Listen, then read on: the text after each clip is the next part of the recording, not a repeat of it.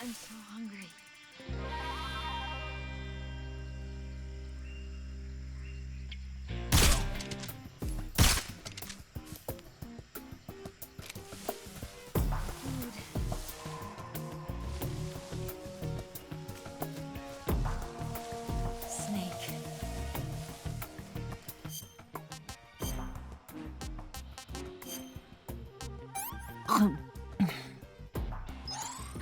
Can I have seconds?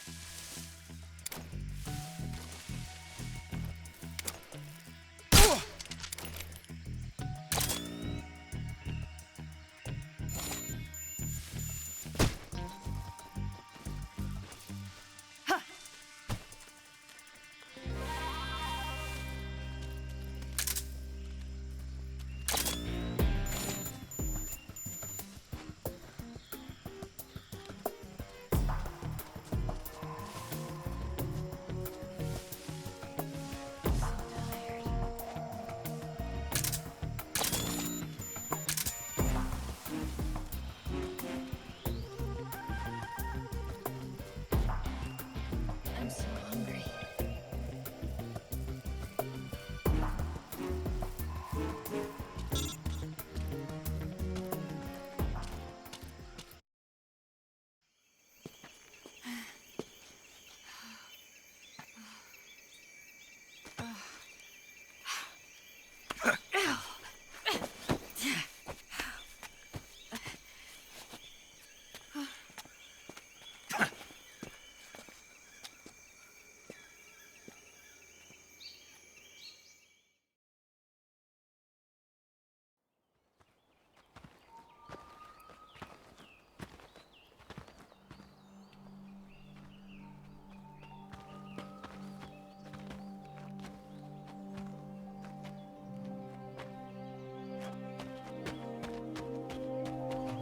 Come on, Snake.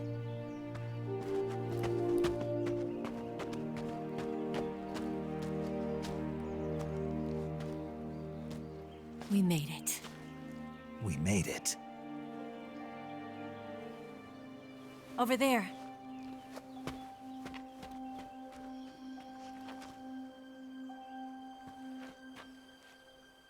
It's the boss, isn't it?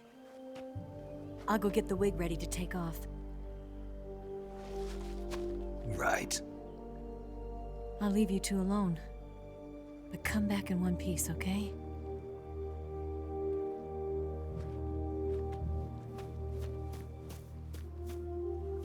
Promise me!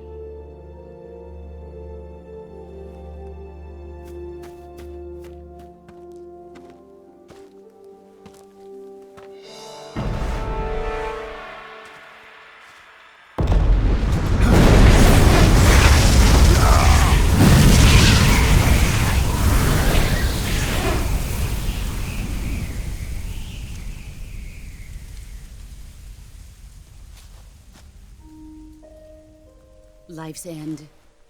Isn't it beautiful? It's almost tragic. When life ends, it gives off a final lingering aroma. Light is but a farewell gift from the darkness to those on their way to die. I've been waiting, Snake, for a long time. Waiting for your birth, your growth, and the finality of today. Boss. Why are you doing this? Why? to make the world one again. The world used to be whole. But with the end of the Second World War, the philosophers began to fight amongst themselves, and the world was torn apart. The Cobras, my comrades who trained and fought alongside me, were torn apart as well. The foibles of politics and the march of time can turn friends into enemies just as easily as the wind changes. Ridiculous, isn't it? Yesterday's ally becomes today's opposition, and this Cold War. Think back. When I was leading the Cobras, America and Russia were fighting together. Now, consider whether America and Russia will still be enemies in the 21st century. Somehow I doubt it. Enemies change along with the times, the flow of the ages, and we soldiers are forced to play along. I didn't raise you and shape you into the man you are today just so we could face each other in battle. A soldier's skills aren't meant to be used to hurt friends. So then what is an enemy? Is there such a thing as an absolute timeless enemy? There is no such thing, and never has been. And the reason is that our enemies are human beings like us. They can only be our enemies in relative terms. The world must be made whole again. The philosophers must be reunited. I will devote my skills to that purpose. And with the Colonel's money, I will achieve that end. Just as I once created the Cobras. They are my family. I may no longer be able to bear children, but I still have a family. It was November 1st, 1951. I was in the Nevada desert participating in atomic testing. The name Nevada is derived from Spanish, covered in snow, white as snow. And snow is exactly what I saw in that Nevada desert. It froze my blood white. Snake, you were an atomic test subject, weren't you? On Bikini Atoll. That's part of the reason I was drawn to you. You and I are alike. We're both slowly being eaten away by the karma of others.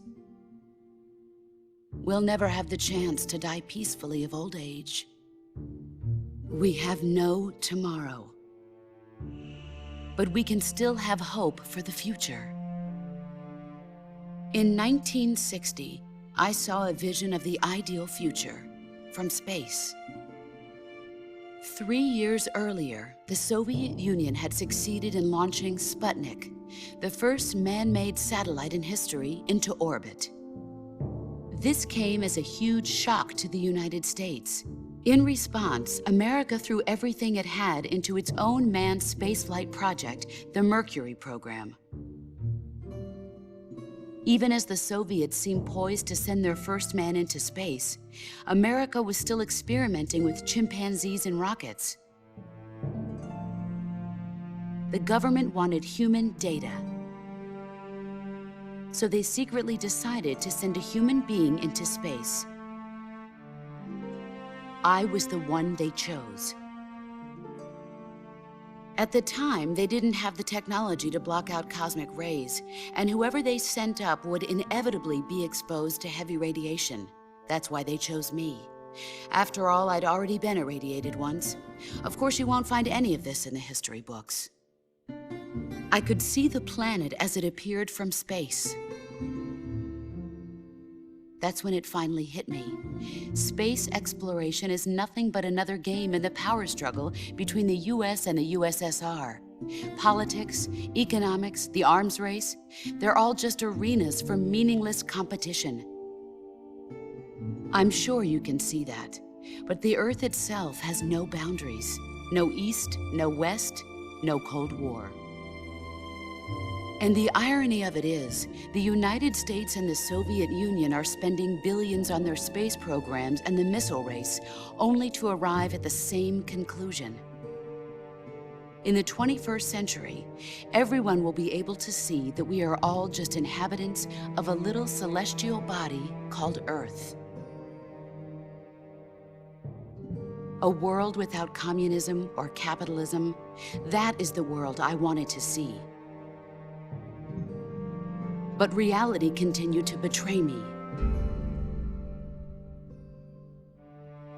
In 1961, I was sent to Cuba, to Bahia de Cochinos. It was part of a CIA-sponsored invasion under the guise of taking Cuban exiles back to their country. But the US government betrayed them. Our weak-kneed president held back their air support.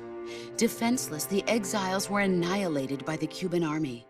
All I could do was watch in silence.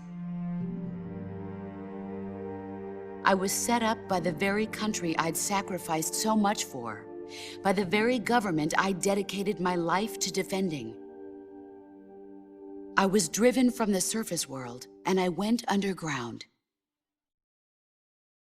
Then, 2 years ago, I faced the sorrow, my old comrade in battle. He was my friend. But one of us had to die. I was left with no choice. The sorrow gave his life for me. There is no enmity between us. One must live, and one must die. That was the mission. The ones who gave me that mission were the philosophers. Early in the 20th century, the true holders of power in the United States, the Republic of China, and the newly formed Soviet Union gathered together in a secret meeting that would later be known as the Wise Men's Committee. The secret pact they formed there marked the beginning of the philosophers. But the last of the original members died in the 1930s. After that, the organization began to run out of control, and the Wise Men's Committee degenerated into a mere shell of its former self. The philosophers of today have no sense of good or evil. Their influence extends to countries and organizations involved in every aspect of every war. They have become war itself. That's how they operate. The sacrifices of war cause a shift in the times. This shift leads to renewed conflict, and in turn triggers the next war. Like a nuclear chain reaction, each conflict sparks countless others, forming an endless spiral that will continue on for eternity. Do you understand what I'm saying, Snake? By consuming me and you, the philosophers intend to keep that cycle going forever. It was my father who explained all of this to me. He was one of them. You see, I am the last remaining child of the philosophers. But after he revealed the truth, my father was killed by that same shapeless, formless organization. And my father isn't the only thing the philosophers have taken from me. In June of 1944, the Cobras and I took part in the landing at Normandy. We'd been given a top-secret mission to locate and destroy enemy V-2 rocket installations. I was pregnant at the time. The sorrow was the father. I gave birth on the field of battle. A beautiful baby boy. But my child was snatched away from me by the philosophers.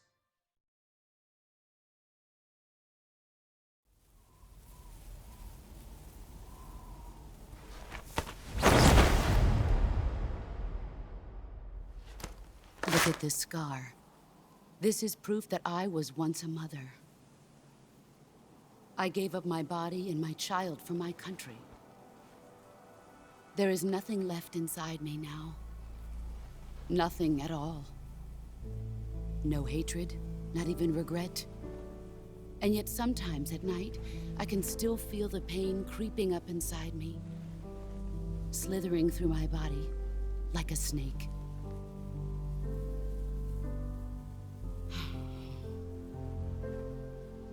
I've never talked this much about myself before.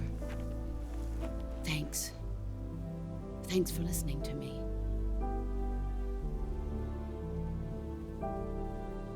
I feel content. Snake, commence the operation. I raised you. I loved you. I've given you weapons, taught you techniques, endowed you with knowledge. There is nothing more for me to give you. All that's left for you to take is my life, by your own hand. One must die, and one must live. No victory, no defeat. The survivor will carry on the fight. It is our destiny. The one who survives will inherit the title of boss. And the one who inherits the title of boss will face an existence of endless battle. I'll give you 10 minutes.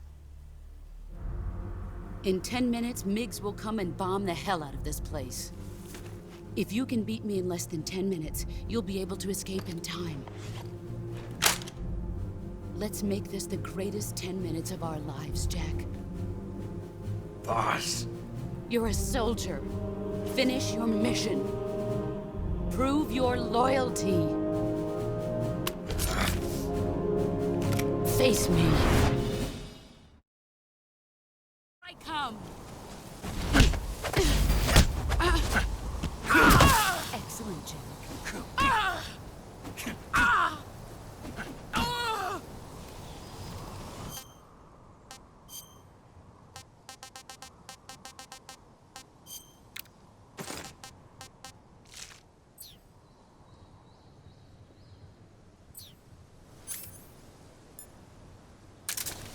Here I come.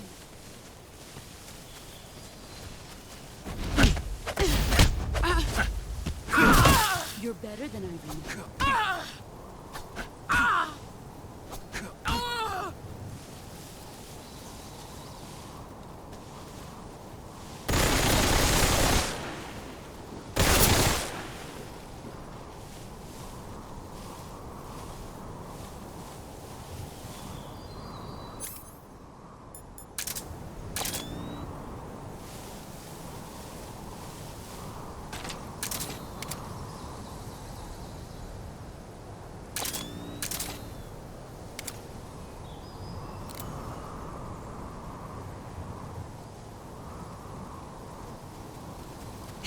There he is. Brace yourself.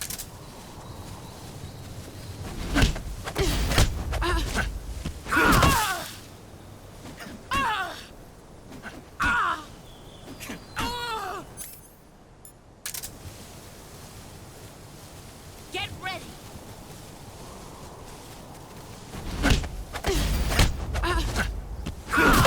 Your skills have improved.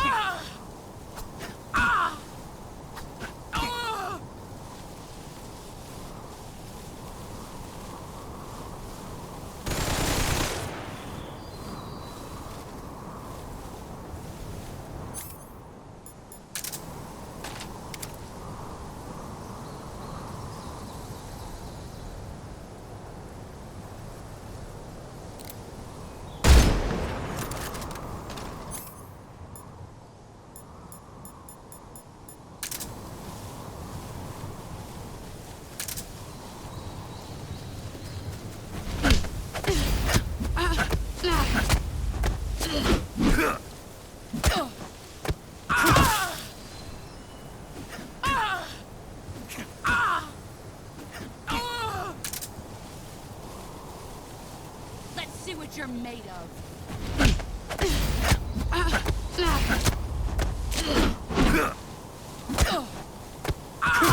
You're better than I remember.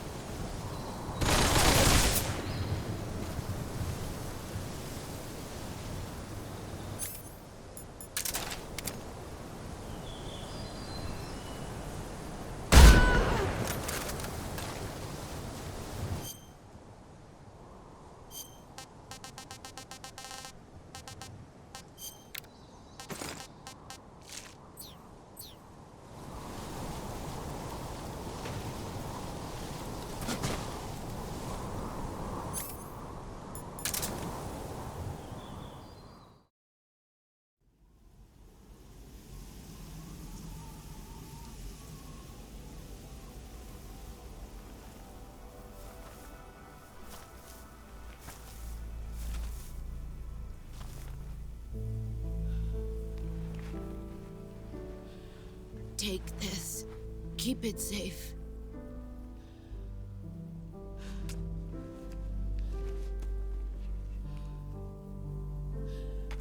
It's our only hope.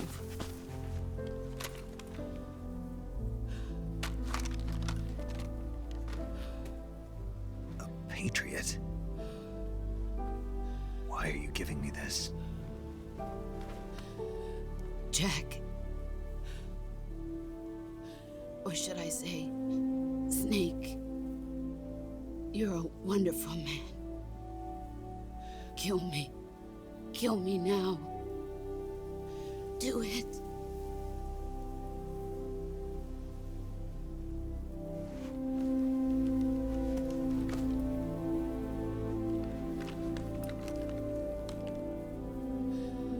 There's only room for one boss and one snake.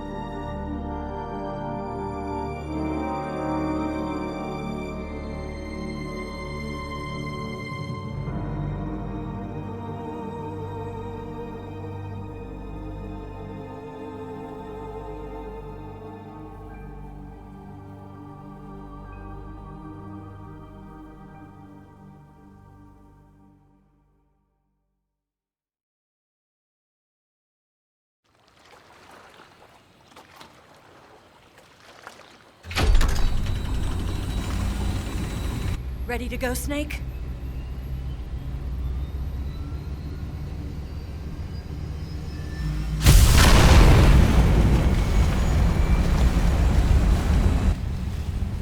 Are you okay? Snake? Yeah.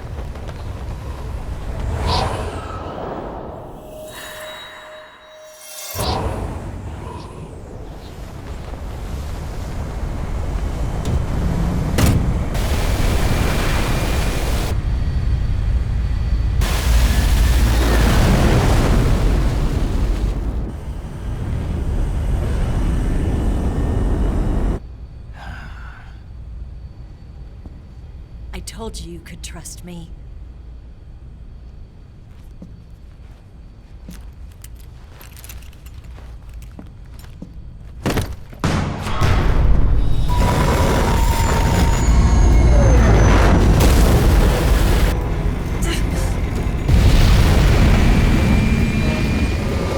Snake! Ocelot! We're not done yet!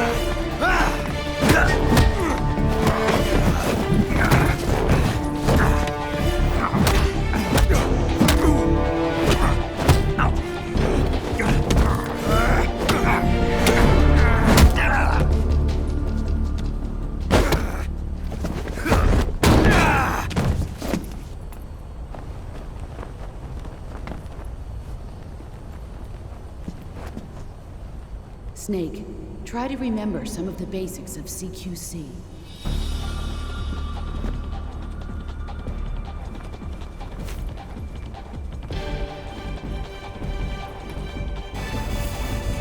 Not good!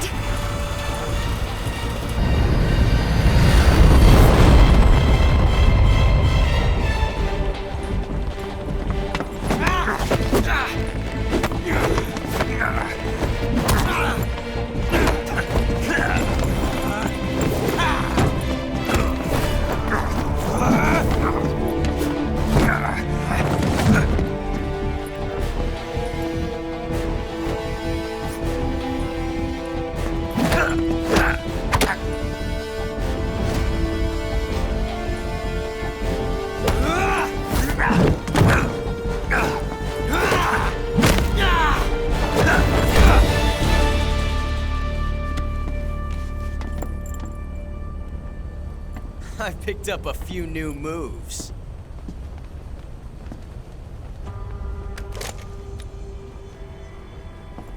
Huh. It doesn't feel right to shoot an unarmed man. But I'll get over it. Eva!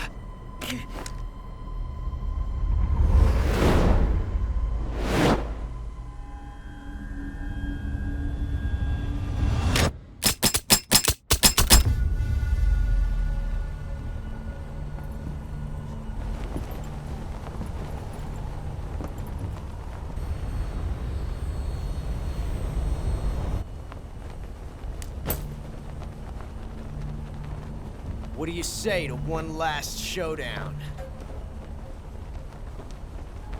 Yeah, all right.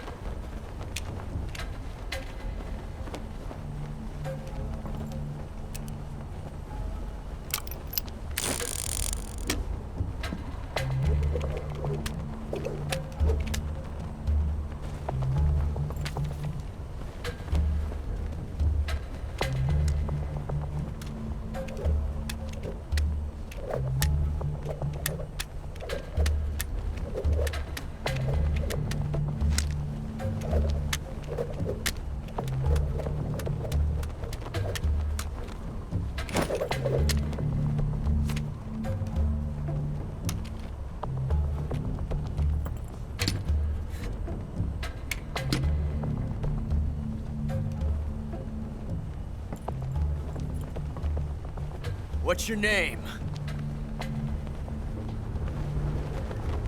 Snake. No, not that name. You're not a snake, and I'm not an ocelot. We're men with names. My name is Adamska. What's yours? John. Very well, John. Plain name, but I won't forget it.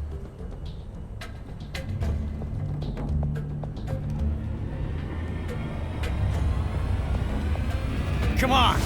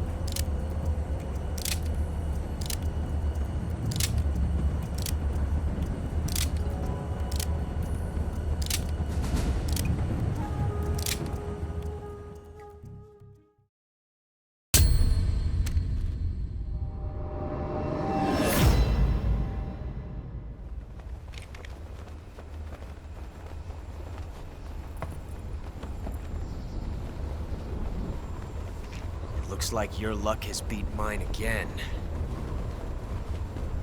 But why didn't you pull the trigger?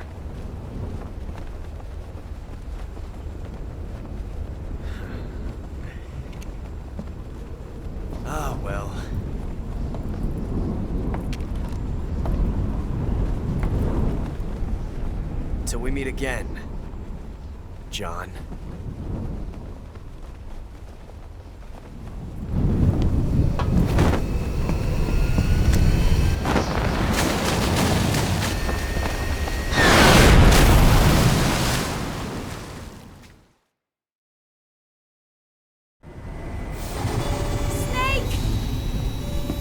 Give me a hand!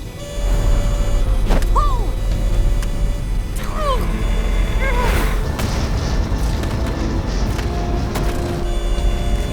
Come on, pull up!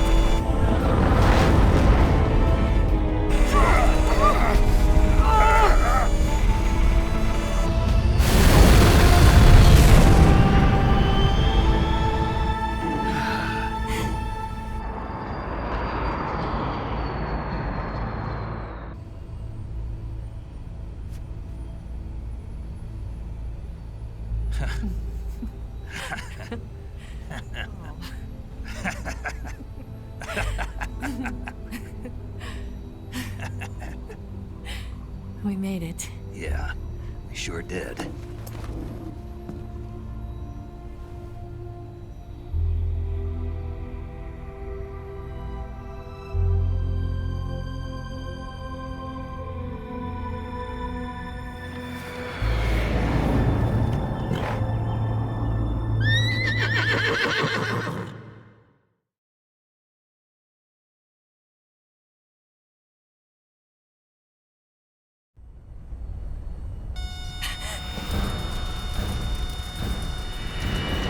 Oh no, Mix!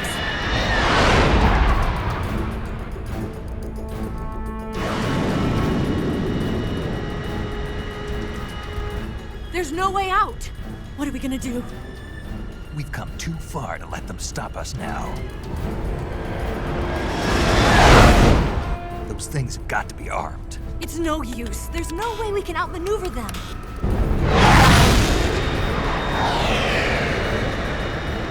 They're gonna shoot us down. We were so close. Weapons systems on. Locked on target. I got tone. You were great, Eva. Huh? Thanks.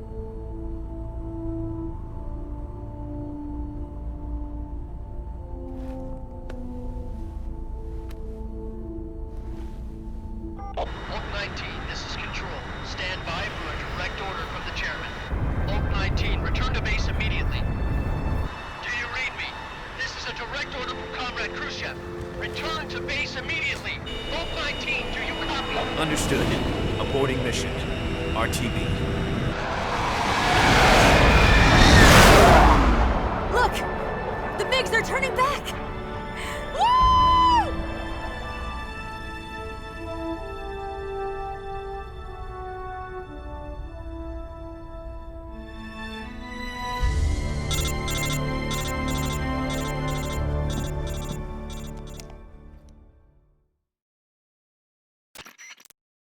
Well done, Snap.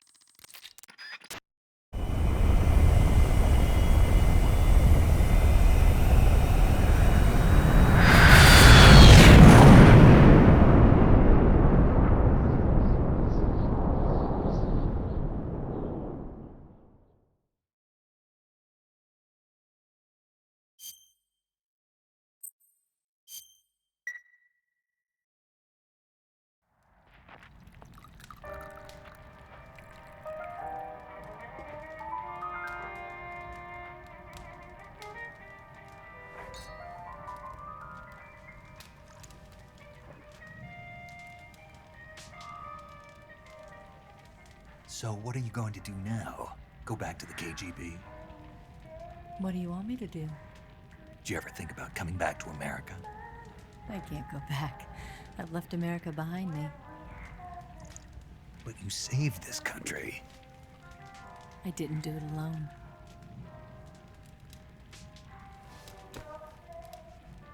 And I still owe you a dinner.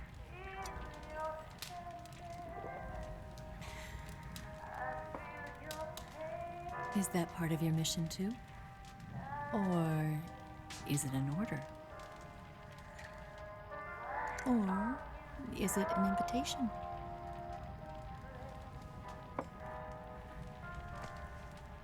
Or a proposal? I don't take orders from anyone now.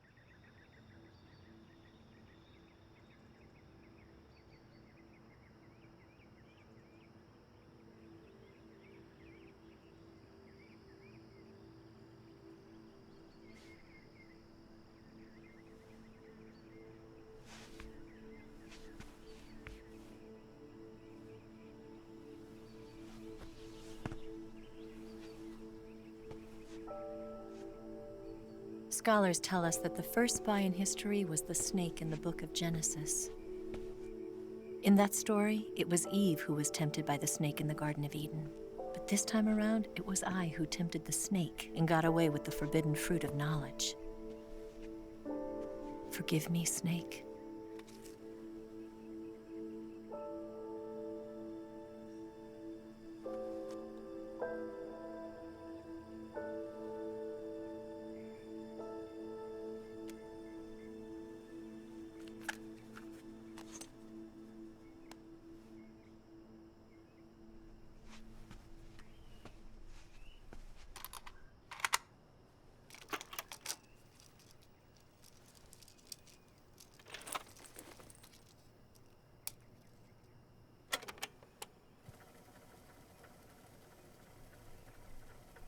Good morning, Snake. I hope you slept well. First of all, I have to apologize. I wasn't sent by Khrushchev. I'm not a KGB spy, and I never worked for the NSA. I'm an agent of the People's Republic of China for the General HQ 2nd Department of the People's Liberation Army. It was all a lie. I tricked you. And I'm sorry.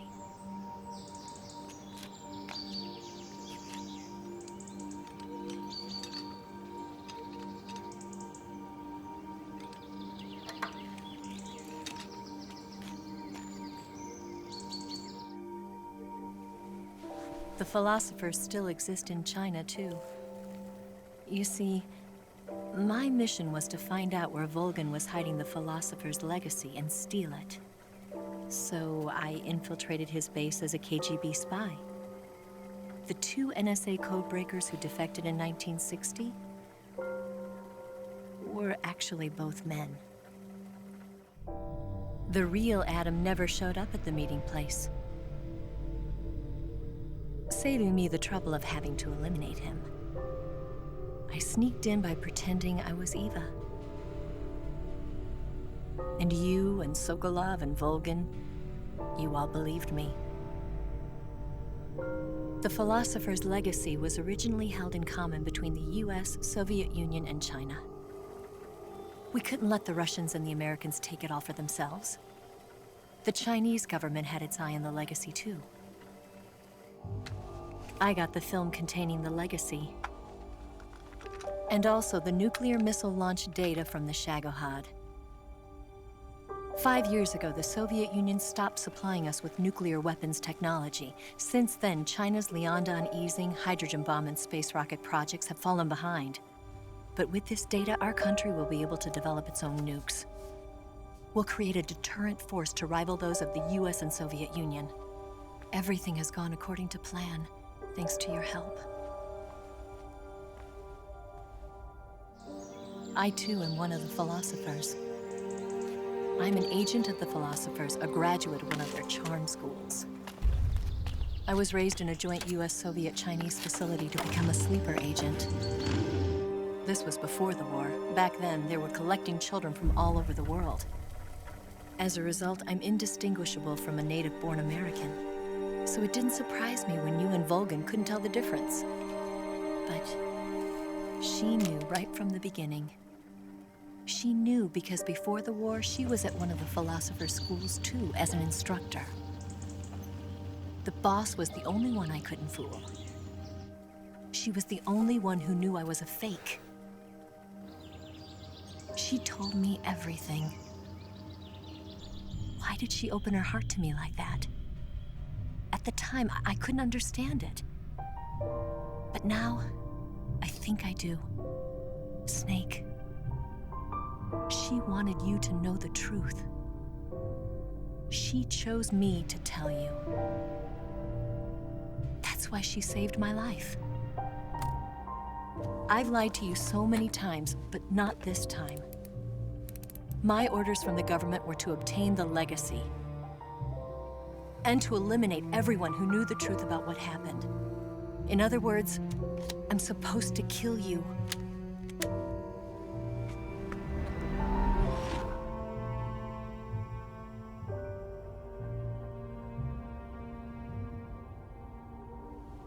But I can't do it. Not because we loved each other. And not because you saved my life. But because I made a promise to the boss. And I intend to keep it. I just wanted you to know. And you have to live.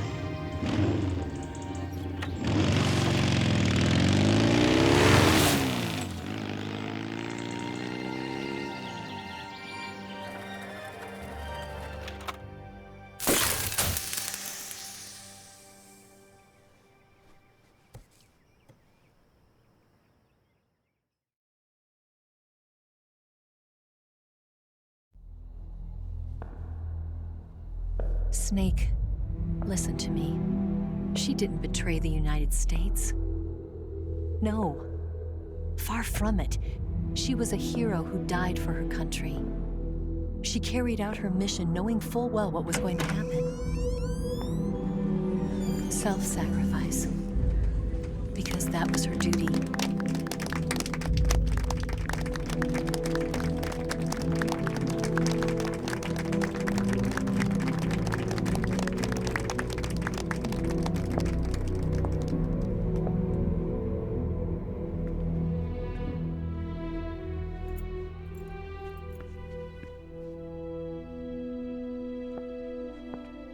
You are above even the boss.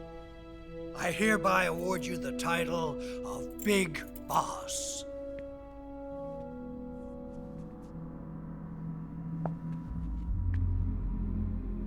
You are a true patriot.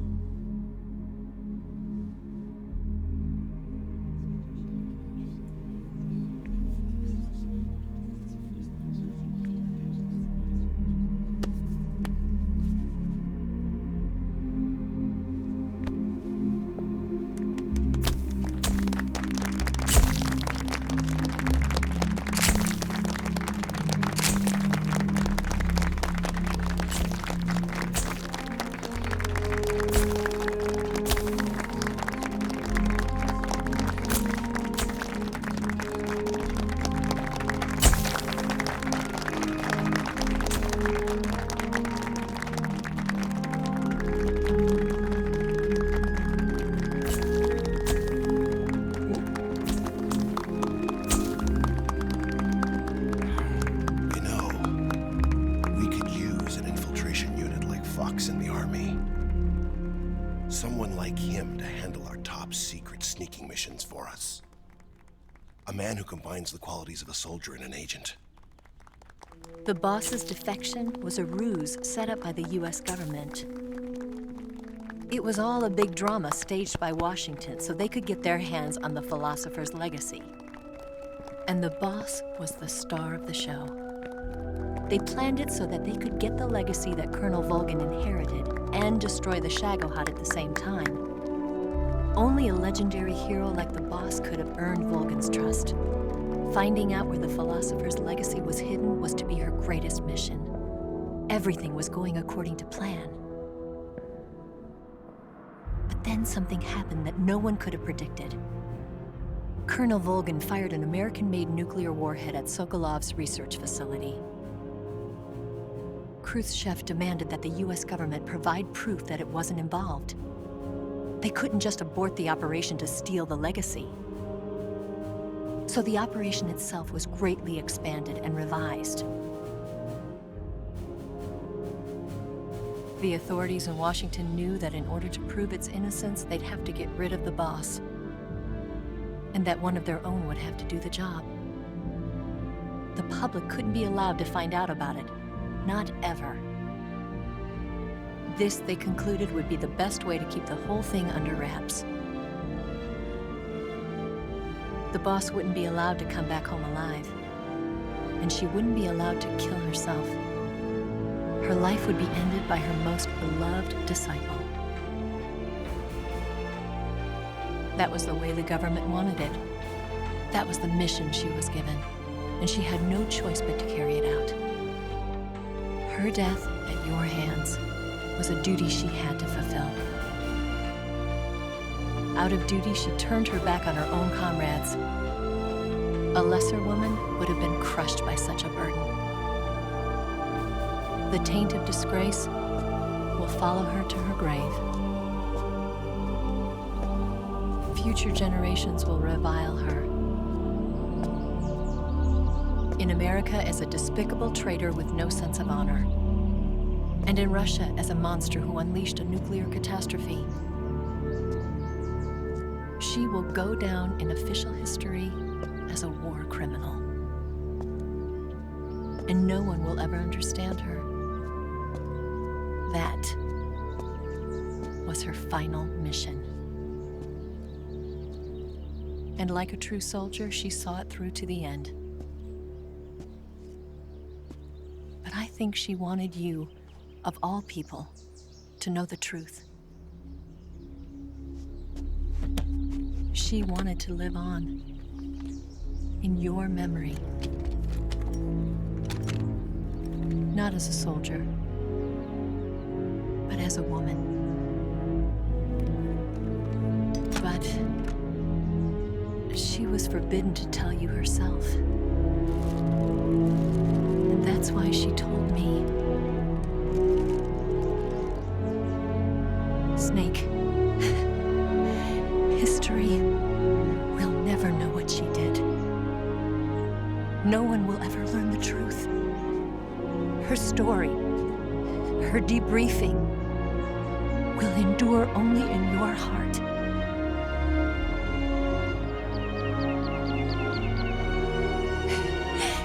Everything she did for her country. She sacrificed her life and her honor for her native land. She was a real hero. She was a true patriot.